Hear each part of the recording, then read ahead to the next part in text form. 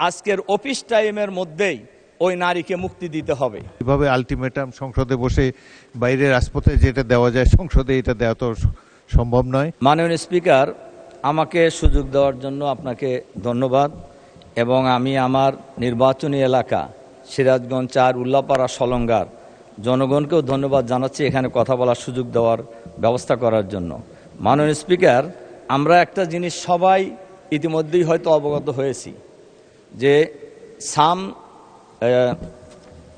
নাদিম নামে এক ব্যক্তি ফেসবুকে সরকারের কিছু পরামর্শও দিয়েছে, সমালোচনাও করেছে। সেই সমালোচনা বিএনপি জামাত উভয়কেই করেছে এবং তার এই ফেসবুকের স্ট্যাটাসের দিয়েছে, কি বলে, শেয়ার দিয়েছে একজন সাউদা সুমি নামে এক নারী। এরপরে পুলিশ তাকে গ্রেপ্তার করেছে এবং বলা হয়েছে উপরের নির্দেশে তাকে গ্রেপ্তার করা হলো এবং মামলাও দেওয়া হয়েছে এবং উপরের নির্দেশে মামলা দিয়ে গ্রেপ্তার করা হলো। আমার প্রশ্ন হলো,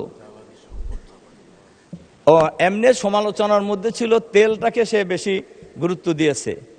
তো আমার প্রশ্ন হলো, উপরের নির্দেশ বলতে কাকে ওনারা বুঝিয়েছেন এটা আমি জানতে চাই।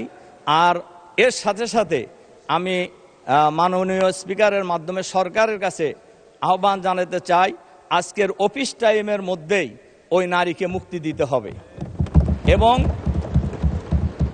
অফিস টাইমের মধ্যেই এই মামলাও প্রত্যাহার করে নিতে হবে। তার কারণ এই গ্রেপ্তারের মধ্য দিয়ে ফেসিবাদী সরকারের পূর্বাভাস পাওয়া যায়। 72 ঘন্টা ময়েশ্চার লক সমৃদ্ধ লিলি বডি ওয়াশ শিয়া বাটারের গুডনেস স্কিন রিপেয়ার করে রাখে সফট ও গ্লোয়িং। অথচ সরকার তো গণতান্ত্রিক সরকার, কাজে মানুষ কি কথা বলতে পারবে না? ধন্যবাদ। আমি মাননীয় স্পিকারের মাধ্যমে এই বিষয়ে আমি সবার কাছে দৃষ্টি আকর্ষণ করছি। ধন্যবাদ। আমি বসেন, দয়া করে বসেন মাননীয় সদস্য। এটা পয়েন্ট অফ অর্ডার রূপে গৃহীত হলো না, এটা কোনো পয়েন্ট অফ অর্ডার হয়নি, বিধিও আপনি উল্লেখ করেননি। তবুও যেহেতু আপনি বিষয়টি বলেছেন, আমাকে বিরোধী দলীয় নেতা এই বিষয়ে আমার সাথে যোগাযোগ করেছেন, এই সমস্যাটি সমাধান করার জন্য চেষ্টা করেছে। এইভাবে আলটিমেটাম সংসদে বসে বাইরের রাজপথে যেটা দেওয়া যায় সংসদে এটা দেওয়া তো সম্ভব নয় এবং বিধি অনুসারে আপনি প্রয়োজন হলে প্রস্তাব আকারে নিয়ে আসবেন। এইভাবে তাৎক্ষণিক সমাধান এইভাবে দাঁড়িয়ে যে কোনো বিষয়ে। আর ফেসবুক তো বাংলাদেশের ফেসবুক সম্পর্কে এটা এত বিশাল একটি বিষয়, প্রতিদিনই সরকারকে যাকে খুশি তারা মন্তব্য দিয়ে যাচ্ছে। সব কিছু আমলে নিলে এই সংসদ আর অন্য কোনো কাজ করতে পারবে না।